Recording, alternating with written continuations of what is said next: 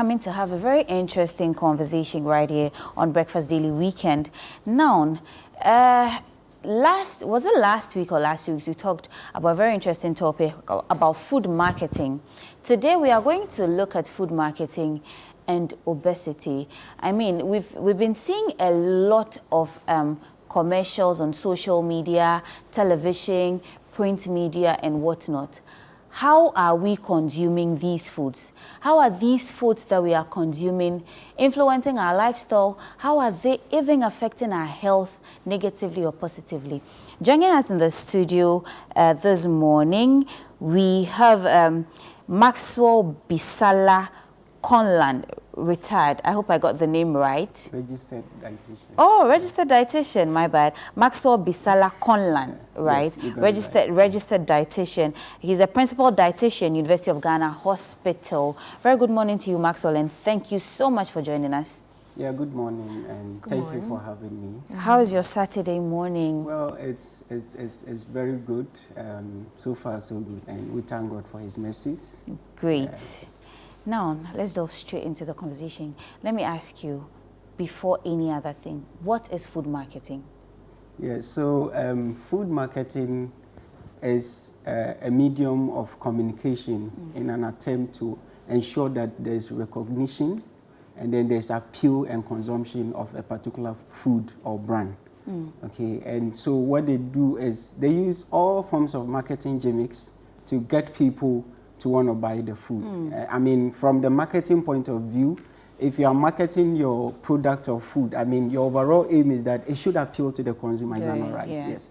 And so these marketing companies knows very well that it is a particular avenue to be able to ensure that consumers are actually appealed to what they market. So they take their time and they bring out these curved messages, and their overall aim is that it should kind of affect consumer choices.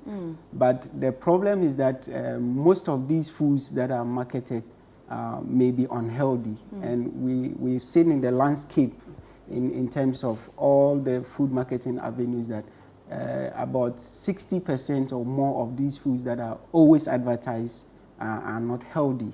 Yeah.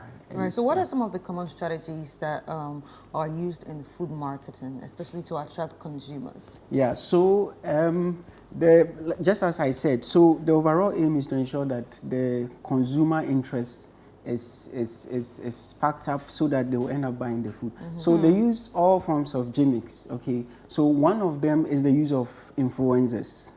Yes, and this is very common in our media landscape. We've seen a lot of influencers that are promoting energy drinks, that are promoting, I mean, certain weight loss products, and then some of them even promote sugar-sweetened beverages. And so they know very well that, I mean, any influencer that has a large following, when they use that person, it kind of appeal to their fans, you know, not only their fans, but once they are promoting these things on TV, and they know that these people are people that are of the public, and they usually fall prey to some of these things, and they may end up buying those foods even when they are not healthy. And one other strategy is that they use what we call health claims.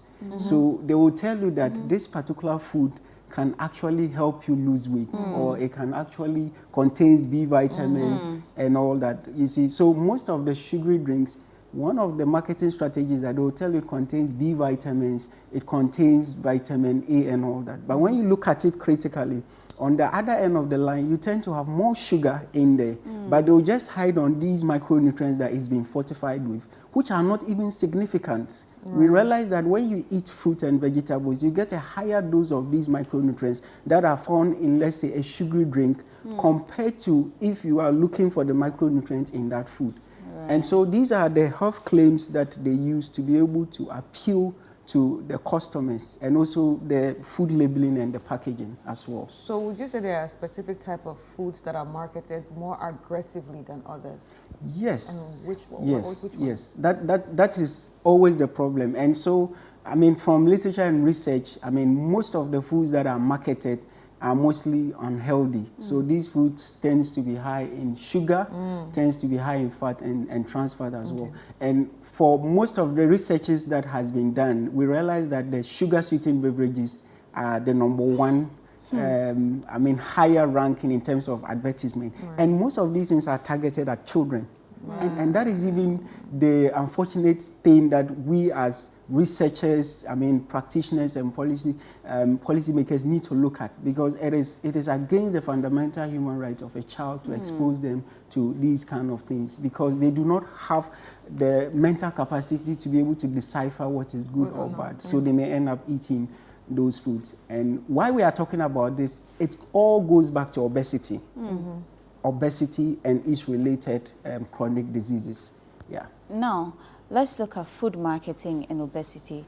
What role do you think food marketing plays in the rising factors of obesity now in the country? Yeah, so before I even talk about the link between food marketing and obesity, I just want to give a picture of what is happening currently as far as obesity is concerned, globally and in Ghana. So in 2022, we realized that the obesity prevalence has increased.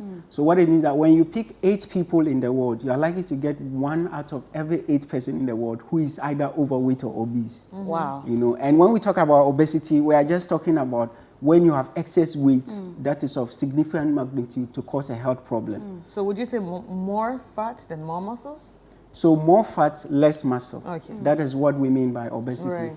Yes, and mostly we use what we call the BMI category. So when we check your weight, we divide your weight by height in meters squared. So if your BMI is above 30, we say you are obese. Now, when you bring it down to Ghana, the picture is even worse. Just the recent Ghana Demographic Health Survey that was published by the Ghana Statistical Service, I think that was the latest, actually shows that, I mean, 50% of Ghanaian women who are in their reproductive age are either overweight or obese. Wow, that's alarming. Yes, Very almost alarming. half. And this is a problem, you know. And the questions we are asking ourselves, what are the drivers? What is causing these things?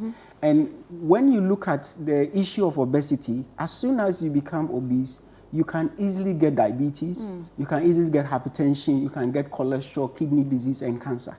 And so obesity is like the motherboard that attracts all these chronic diseases. So if you want to be low risk of chronic disease or diseases that when you get like diabetes and hypertension, you can't get a cure, you have to be on medication for that, then you want to check your weight, okay, so that you can reduce your risks. Now, there are several factors that lead to obesity, but what we also know that food marketing is also one of the avenues that can promote obesity. Great. And how does this happen? You know, so the food industry knows that people are touched by what they see, okay? So what they do is they spend a lot of billions of money to be able to do these advertisements. Yeah. And they bring people who are very influential. Sometimes they even pick health professionals, people who are extinguished in their workplaces in that field, medical doctors. And sometimes, I mean, they try to get these people to come and talk about these things. And once somebody sees these things, they get touched and they will end up buying. So but is it not unethical to use medical professionals? Yeah, it is. It is. I mean, the law does not allow you to do that. But some people do that. And that is why recently FDA had to come out to ask all the health organizations or associations not to market any food. Because in the past you could see that endorsed by this association. Now all those things have been put on hold because of some of these things. But some people will still be carried away by the remuneration that they tend to get. And they don't mind doing that, you know. Right. So I want to ask a question on the BMI. Yeah. You understand, the BMI measurement. Because of muscle mass, sometimes one can be termed as, you know, obese. Because for me, I'm an example of that. Yeah. I have more muscle mass than fat because I work out a lot. But I'm overweight when it comes to the BMI. Yeah. So how would I know it's correct or not? Okay, so this is a very great question, and it's one of the things that is the shortfalls of the BMI. Yes. Yeah. So when you look at BMI, mostly it does not account for the muscles, okay? Right. So you can have an athlete who have a higher BMI, but that is not obesity. So if you come, we have an equipment that can break the weight into muscle fat. Okay. You know, so when you see, so you know. yes, when you see Right. a lot of muscles and fat, it's not a problem. So the person who has more muscles and less fat is not obese. Okay. It's rather when you have more fat than muscle that you are obese. So it's Right. not just the index per se, Right. you know, but it is very sensitive for most people in terms Okay. of fat. Yeah. So now, why are we having this conversation? Yeah, so we are having this conversation because there is an ongoing policy drive in Ghana that is being spearheaded by the Healthier Diet for Healthier Life project. Healthier diet For Healthier Life project. HD4HL. Yeah. Yes. So it's a project that is being spearheaded by my mentor and a brother, Professor Amos La of the School of Public Health. And what we are trying to do is that we have tried to bring in multiple stakeholders like the Ghana Health Service, the Food and Drugs Authority, the Standard Board, to be able to come together to see how we can develop policies to improve what is being sold in our environment. And the overall aim is to reduce obesity and reduce the risks of health. And food marketing is one of the things that we are looking at, because we believe that when these things are marketed, it appeals to the consumer. And our target more is the children and adolescents, because these people are mostly the target of these marketing companies. And we are now seeing even marketing in schools. You know, people are erecting billboards in schools, and they are advertising all forms of junk foods. And we are saying that these things should not be allowed to fester because it is against the fundamental human rights of the child. Right. You know? So parents, Yeah. how do parents play a role in this issue of, you know, their kids being obese?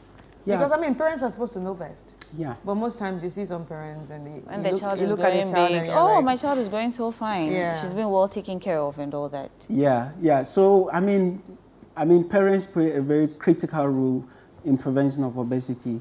And it always have to start from the house. You, the parent, must start as a role model. You know, so in the home, people use food as reward.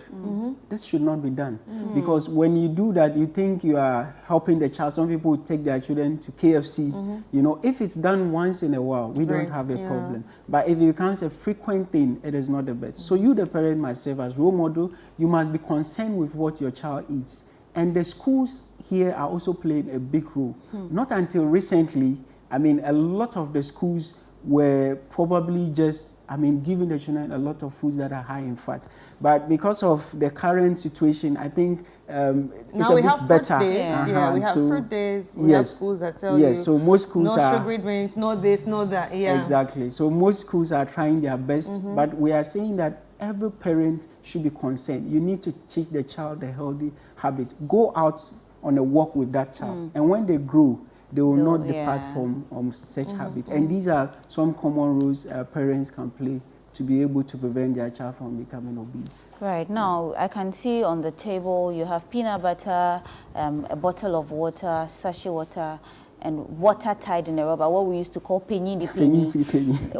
What are these for? Yeah, so I actually brought this to illustrate to the power of food marketing and how it can get into the psyche of the children, the adolescents, and even you and adult. Now, so let's look at water, okay? So this is bottled water, okay? And then this is what, like you said, the penny, and then we have the sachet water. Now, if I ask you, if you are given the opportunity to choose any of this water, to just take it, like which of them would you go for? The bottled water. Of course, you would go for the bottled water. And how about you?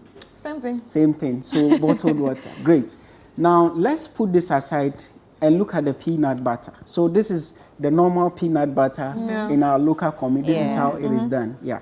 Now, so you have peanut butter in this form, and then you have another form which comes in a well-packaged product like this.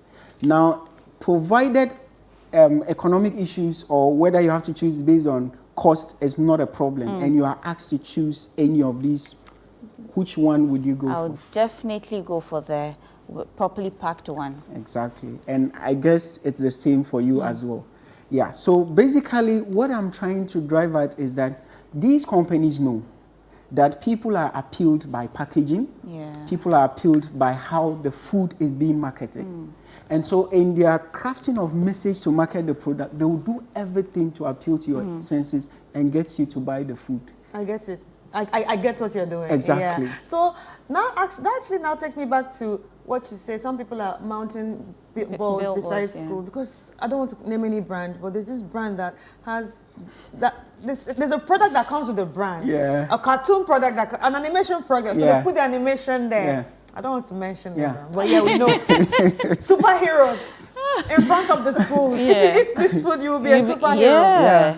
Yeah, I get it. Yeah, and it's everywhere. And that Yeah. superhero thing is one of the promotional characters. These are the gimmicks they craft, because get To it. attract the to children. attract, Look because and if I'm feel. a child and I know that I eat this If you food, eat this, You'll be a you're gonna be superhero. Superman. Yeah. I'm gonna eat it. you're Yeah. gonna fly. You know, so it is a very big problem, and so Right. they spend a lot of billions of money trying to market this, even to the extent of bringing influencers to come and buy you see, and market the food. How can you work together with the food companies? That is, I feel like that is the There needs to be some. yeah, that should be the end goal, because you can't sack them. They're doing business. That's the Yeah, truth. of course. You understand? Yeah. That is their business. So Yeah. now, how can you work together to ensure, to say, okay, this is a good product, we understand it, but can there But be a yeah. healthier option?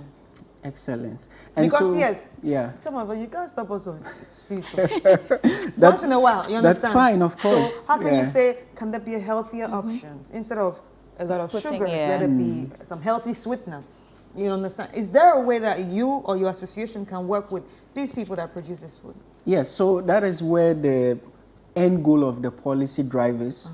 So we at the Ghana of Academy of Nutrition and Dietetics and the HD for HR project, we are looking at how we can collaborate with these food industries. We've had some workshops with them, and what we are saying is that a lot of people are dying from stroke because of obesity. People are dying from, look at the recent case of renal failures. Yeah. It Right. all drives to the food environment. So we are saying that, well, let's get in the policies. So government comes in, and even you as media, you are a key stakeholder in this. So what we are saying that let's get the policies to work. One, we are saying that these food companies, they should not market their food at certain times in a day I get what you're where a doing. lot of And people, the kids are in the especially house. the kids, Like what they do with the alcohol. Yes. exactly, So it should be the same thing with food. food. Yes, Right. so we are saying that don't advertise food at a certain time period where children are likely to be yes. exposed to. Then we are also saying that let's have a policy to regulate people, having fake,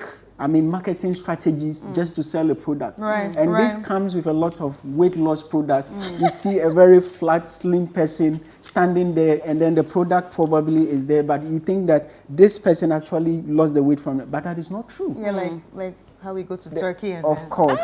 Okay, so we think that policy would be able to help. And we also realize that when we do some of these things, it actually helps the food industry to go back to the drawing table to reformulate their products. Yeah. You know, so policies, certain countries who have been able to implement this policy, like in Chile, Mexico, in the US and UK, when they were able to do that, they realized that most of the food industries actually went back.